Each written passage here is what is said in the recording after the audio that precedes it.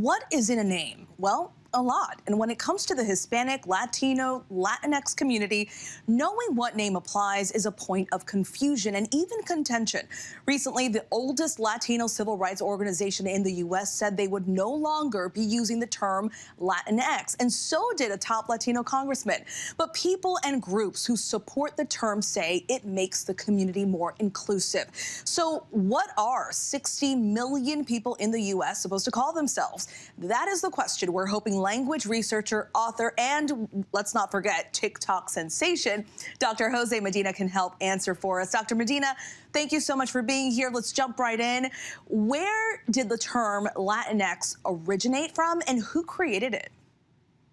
Absolutely. So there is no definite beginning to the term Latinx here in the United States. Some people feel like it started to appear in academia, specifically Latinx writers, around 2004. But the truth is that there are others that point to scholars and researchers in Puerto Rico, in Central America, South America, and other parts of the Caribbean that were actually using the X and also the @ sign to be more inclusive in their studies and in their work, their writing work.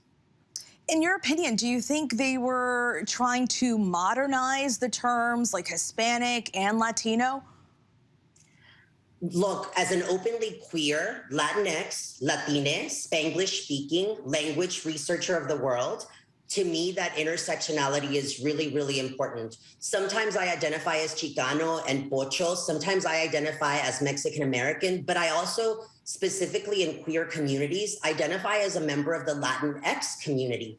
And the reason why that's so important is that no one really gets to choose how somebody self-identifies. And Doctor, this controversy is so interesting because the term is so multi-layered. It doesn't just define its members in the U.S., but also across all of Latin America. That's nearly 24 countries. It's an intersection of language, multiculturalism, gender identity, and feminism. Is it possible to even find a common ground? Look, I don't think that we need to. I think that any time that we are trying to police language and that are specifically seeking a way to tell folks how they need to view themselves, we continue cycles of oppression. Now, there are a lot of folks that actually are saying that the Latinx term should not be used because it cannot be conjugated in Espanol. But the truth is that if we really stop to think about it, we were colonized from the moment that the Spaniards came to the Americas and took away indigenous tongues. And so all of these attacks on really utilizing and leveraging linguistic liberation as a way to value intersectionality is something that each and every one of us should defend, not oppose. Right, and that begs the question, why create this umbrella? Right? Everyone, like you said, you could identify as Chicano or Dominican and Puerto Rican, and that's it, right? But you touch on a really important point. The community here in the U.S. is very bilingual, and grammatically speaking, some argue that term is U.S.-centric, Latinx, and doesn't translate into Spanish, but and it doesn't fit in with the Spanish language and its rules. How can it work with words like amigos or friends? So this is not just something that is utilized in the United States. I think that a lot of folks with racial privilege have tried to politicize the term Latinx, when in reality, somebody with racial privilege should not be telling me or any other queer Latinx, Latina, Chicano, Mexicano, Pocho individual how we get to identify those intersections that make us beautiful as participants in this democracy in the United States.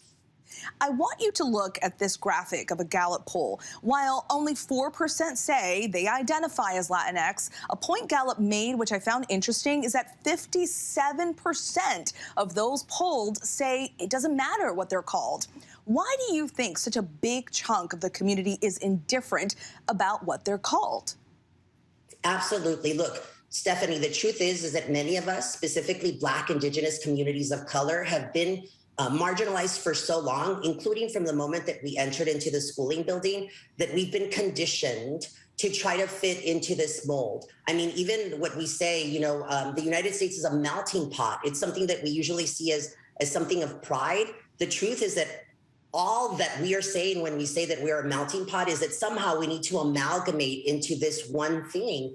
And what do you think will happen within the next couple of years when it comes to this term? Do you think it's something that's going to go away? Definitely, if you go deeper into those polls that you're referencing, it seems to be folks that are a little bit older that are not familiar or that perhaps are not interested in really valuing that intersectionality that younger folks are wanting to value. And before I let you go, I'd love for you to hit on a big picture point for us with this infighting over what we call ourselves. How much harder does it make it to really fight for causes that propel the entire community forward? It's difficult, Stephanie. I mean, at the end of the day, all of us are a hot mess. I mean, I don't know if somebody's told you today, Stephanie, but you're a hot mess. And I'm trying not mess. to be, okay? I'm trying to keep it together, okay? I know, but all of us bring bias and prejudice into any space. And when we say, no, I don't have a prejudice bone in my body, the truth is, first of all, mentirosa, mentiroso, mentirose, liar, liar, pants on fire. But second of all, we need to work on being more inclusive. And at the end of the day, that's all that the Latinx term is really about. It's about creating a safe space. Creating a safe space for absolutely everyone. Completely agree. Por favor. Claro, comadre. Sí. That is exactly it. Comadre. Got that in there too. I appreciate it. Andale. Dr. Medina, thank you so much for your honesty and your insight and, of course, your time. Always a pleasure to have you on ABC News Live. Thank you so much. Thank you, Stephanie. Adios y saludes a todos. Hi everyone, George Stephanopoulos here. Thanks for checking out the ABC News YouTube channel. If you'd like to get more videos, show highlights, and watch live event coverage, click on the right over here to subscribe to our channel, and don't forget to download the ABC News app for breaking news alerts. Thanks for watching.